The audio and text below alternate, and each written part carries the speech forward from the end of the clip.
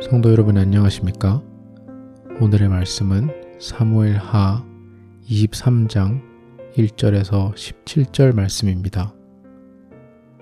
오늘의 말씀은 크게 두 부분으로 나눠져 있습니다.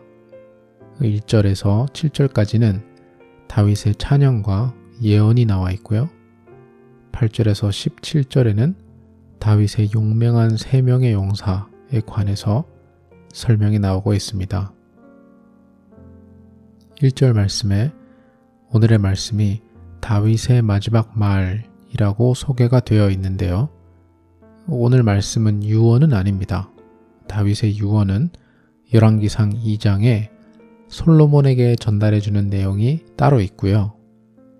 오늘 말씀에서 다윗이 마지막 말이라고 표현하는 이유는 다윗이 마지막으로 쓸 노래 혹은 시라는 뜻을 가지고 있습니다.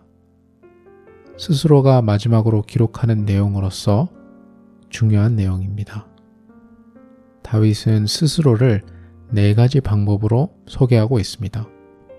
이새의 아들로 소개하고 높이 세워진 자라고 하며 야곱의 하나님께로부터 기름 부음 받은 자, 그리고 마지막으로 노래를 잘하는 자라고 소개하고 있습니다. 다윗은 스스로의 소개를 통해서 자신의 삶 속에서 역사하신 하나님께 영광을 돌리고 있습니다. 이새의 막내 아들이었고 양측이었던 다윗은 하나님이 높이 세워주셨고 왕으로 기름을 부어주셨습니다. 또 한국어 성경에는 노래 잘하는 자라고 되어 있는데요. 그렇게 되면 목소리가 좋아서 노래를 잘 부른다 라는 것처럼 들리지만 그런 뜻은 아니고요. 조금 더 정확하게 해석을 하면 아름답게 시를 쓰는 자라고 해석이 됩니다. 오늘 말씀에서 다윗은 자신을 소개를 할 때 하나님과 연관 있는 내용을 중점으로 소개하고 있습니다. 자신을 높여주신 분은 하나님이시고 자신은 그러한 하나님을 시를 써서 찬양하는 자로 소개를 하고 있는 거죠. 제가 신앙이나 선교 훈련을 받을 때 아니면 신학교에서 공부할 때 이렇게 모여서 서로 둘러앉아서 소개를 하게 될 때가 있습니다. 가끔은 인도하시는 분이 지금까지 하나님께서 당신의 삶 속에서 어떻게 역사하셨는지도 간단하게 나눠주세요 라고 요청하실 때가 있습니다. 지금은 몇 번 해봐서 익숙하지만 처음 몇 번 그런 질문을 받아봤을 때는 쉽게 답이 나오지를 않았습니다. 조금 생각할 시간이 필요했던 거죠. 근데 생각하면 생각할수록 나의 나이보다, 직업보다, 국적, 지금 어디 사는지, 어떠한 공부를 하는지 이 모든 것보다 더 중요한 것은 하나님과 나 자신과의 관계이지 않겠습니까? 하나님이 나의 삶을 어떻게, 얼마나 변화시켜 주셨는지, 지금 나는 하나님과 어떠한 관계인지, 나의 삶 가운데 어떻게 역사하고 계시는지, 그러한 하나님 앞에 나는 어떻게 반응하면서 살아가고 있는지, 우리가 스스로를 바라볼 때 세상이 바라보는 것과 같은 기준으로 바라보고 있지는 않을까요? 다윗은 그러지 않았습니다. 문제도 많고 흠도 많았던 다윗이지만 나의 나된 것은 다 하나님의 은혜라 라는 것을 확실하게 알고 있던 다윗입니다. 그리고 그 은혜가 넘쳐 하나님을 찬양하는 시를 쓰는 것이 마치 자신의 본업인 것처럼 스스로를 소개하고 있습니다. 2절에 나와 있듯이 3절부터는 하나님께서 다윗을 통해서 말씀하고 계십니다. 3절과 4절에는 어떠한 왕이 좋은 왕인지, 이상적인 왕인지를 설명하고 있습니다.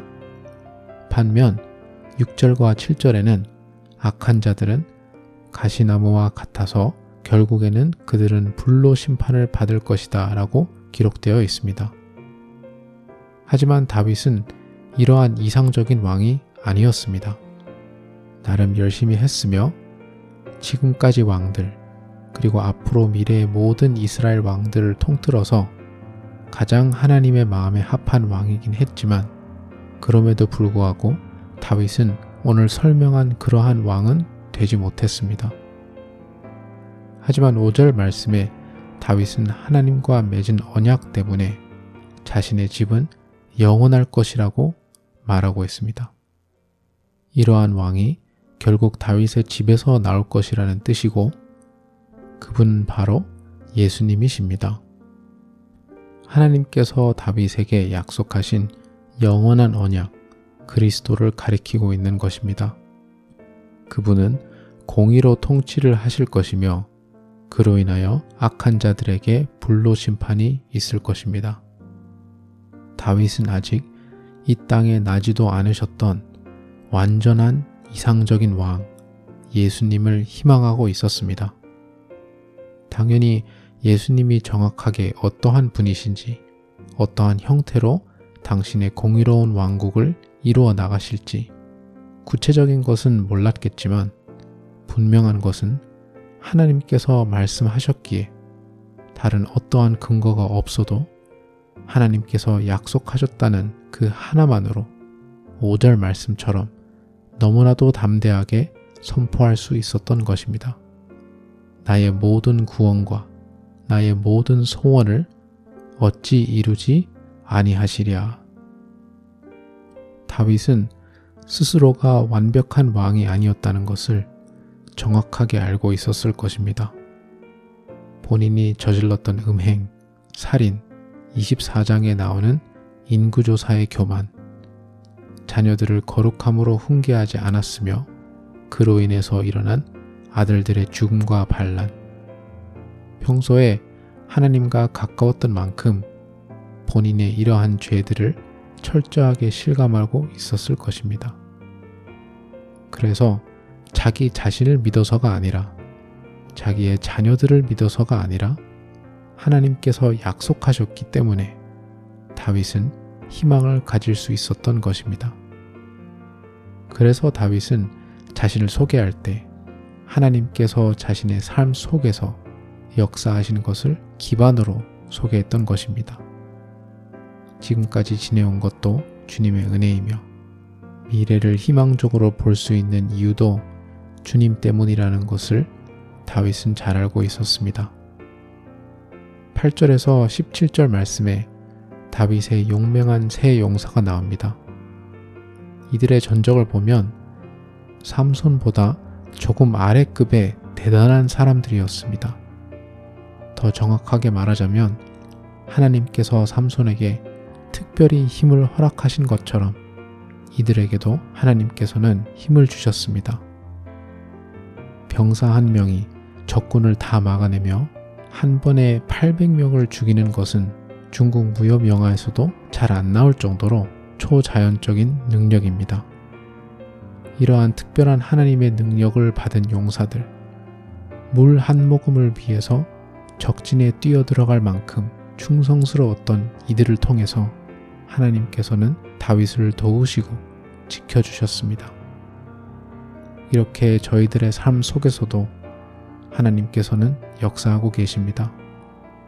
사람을 통해서, 상황을 통해서, 나의 돌 같은 마음의 놀라운 변화를 통해서 주님께서는 끊임없이 역사하십니다. 다윗처럼 지금까지 나를 변화시켜 주시고 함께 하신 주님을 인정하고 감사함으로 살아가야 합니다. 또 다윗처럼 나 자신을 믿어서가 아니라 그 포기를 모르는 함께 하신다는 주님의 약속에 매달리며 기도와 간구로 살아가는 저희 모두가 되시기를 간절히 소망합니다. 기도하겠습니다. 하나님 아버지, 다윗처럼 주님께서 나의 삶의 역사하심을 인식하고 인정하고 감사함으로 살아갈 수 있게 인도하여 주시옵소서. 나의 능력과 의지의 한계를 알게 하셔서 온전히 주님만을 의지하며 살아갈 수 있게 주님 인도하여 주시옵소서. 주님의 신실하심을 믿기에, 예수님의 구원 역사를 믿기에 희망을 가지고 살아가는 저희 모두가 되기를 원합니다. 감사합니다. 예수님 이름으로 기도드립니다.